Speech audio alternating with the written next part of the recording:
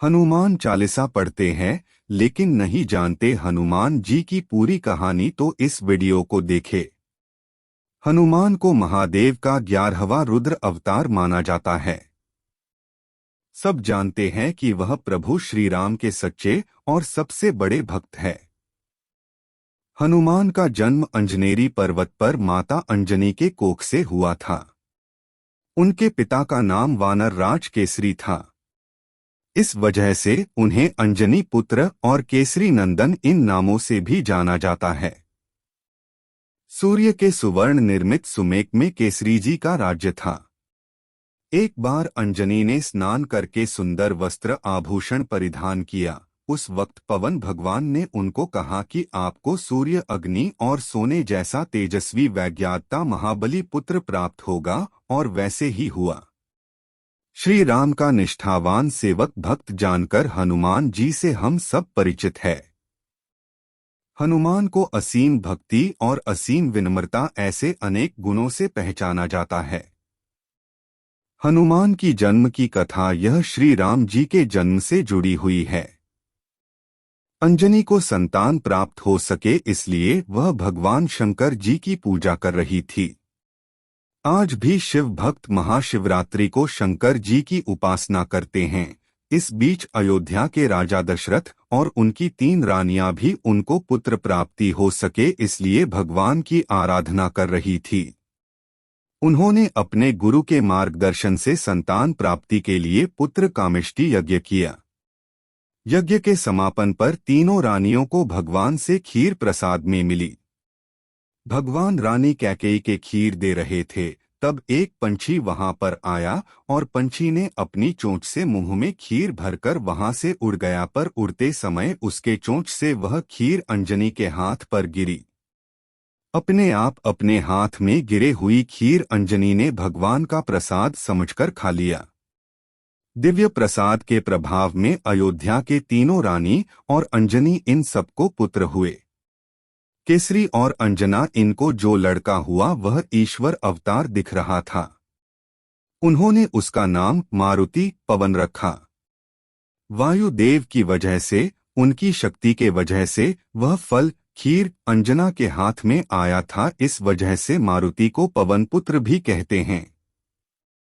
शंकर जी की कृपा से होने वाला यह बलवान मारुति रुद्रावतार मतलब शंकर जी का अवतार होने की श्रद्धा से लोग उन्हें मानते हैं। बचपन से मारुति को बहुत सारी शक्तियां प्राप्त हुई थी। एक दिन सूर्य उदय के समय उसके छोटे से लाल रंग के सूर्य को देखकर मारुति को वो सुंदर लड्डू लग रहा था। उसको निगलने के लिए हनुमान ने उड़ान भरी। इंद्रदेव के साथ साथ सभी देव भयभीत हो गए। इंद्रदेव ने सूर्य और पृथ्वी को बचाने के लिए अपना हथियार मारुति की तरफ से मारा। इस वजह से मारुति मूर्छित हो गए।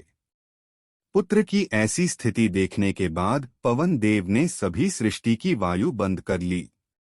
उस वजह से सभी जानवर और इंसानों का अस्तित्व खतरे में आया।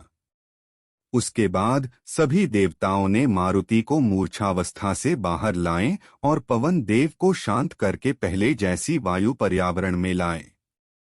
हनुमान को सभी देवों ने आशीर्वाद देते हुए कई शक्तियां प्रदान की। ब्रह्मा देव ने अमितायु, इंद्रदेव ने वज्र से पराजित न होने का, सूर्य देव ने अपने शतांश तेज से युक्त और संपूर्ण शास्त्रों में निष्णात होने का और पानी से अभय रहने का, यम जी ने यमदंड से अवध और पत्थर से नष्ट न होने का, शंकर जी ने अजय योद्धा पर विजय प्राप्त करने वाला और विश्वकर्मा ने सभी प्रकार के असहयोग, अस्त्र और शस्त्र कभी भी क्षति न होने वाला वर दिया। यह सभी प्रकार के वर प्राप्ति के वजह से हनुमान ने अमित पराक्रम किए जो जग में प्रसिद्ध हो गए। एक दिन बचपन में सभी शक्तियों से पूर्ण हनुमान ने एक ऋषि का परिहास किया। इस वजह से मारुति को श्राप मिला, तुम तुम्हारे सभी शक्तियों को भूल जाओगे। कई सालों बाद सीता को ढूंढते समय समंदर लांघने से पहले जामवंत ने हनुमान को उसके शक्तियों की याद दिलाई। श्री राम, सीता और लक्ष्मण जब वनवास में थे उस वक्त रावण ने सीता का हरण करके लंका में लाया। राम लक्ष्मण सीता को ढूंढ रहे थे, तब उनकी हनुमान से भेंट हुई। इधर से आगे हनुमान सीता को ढूंढने लगे। रावण से लड़ाई करके राम की मदद की और आगे जिंदगी भर राम की मन से भक्ति की। उस वजह से जिस जगह राम का मंदिर है, उसके बाजू हाथ जोड़े हुए हनुमान की मूर्ति होती हैं। वे महादेव का अवतार होने से उनमें बहुत सामर्थ्य है। राम भक्ति करते समय उनमें विष्णु तत्व होने के कारण उनमें स्थिति का भी सामर्थ्य आ गया। हनुमान में ब्राह्मण तेज और शास्त्र तेज दोनों होने के कारण युद्ध के वक्त वह उसका अच्छे से इस्तेमाल करते थे, ऐसा बोला जाता है। महाभारत के युद्ध में श्री कृष्णा ने हनुमान को अर्जुन के रथ पर स्थान दिया था। तभी हनुमान ने रथ और अर्जुन पर आने वाली अस्त्र और शस्त्र हवा में नष्ट कर दिए, ऐसा बताया जाता है। हनुमान शक्ति सामर्थ्य के लिए जितना प्रसिद्ध है, उतना ही वह बुद्धि के लिए भी जाने जाते हैं। बचपन में हनुमान ने गुरुकुल में जाकर बहुत सारी विद्या सीखी थी। वानरों का युद्ध करने की विशिष्ट तरीका मारुति ने सीखा। हनुमान को खूब सारी भाषाएं भी आती थी। इसलिए राम लक्ष्मण की खबर निकालने के लिए सुग्रीव ने हनुमान को भेजा था और इसीलिए सीता को ढूंढने के लिए हनुमान को भेजा गया। समुद्र लांघना, समुद्र पर सेतु खड़ा करना, दुश्मनों का नाश करना, लक्ष्मण के लिए संजीवनी बूटी लाना, इससे हनुमान की शक्तियों का अंदाजा मिलता है।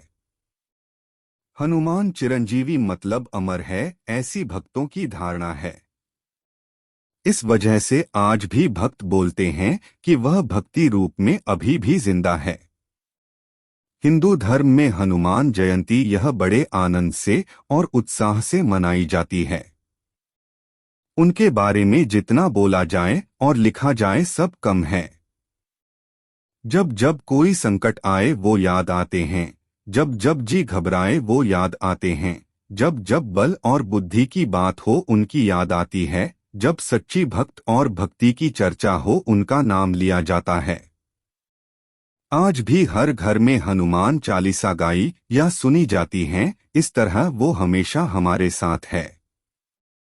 इसलिए इस प्रार्थना के साथ कि बजरंगबली आप सब पर आशीर्वाद बनाए रखे, इसी प्रार्थना के साथ इस लेख को यही विराम देता हूँ। आगे मिलेंगे एक नई कहानी के साथ।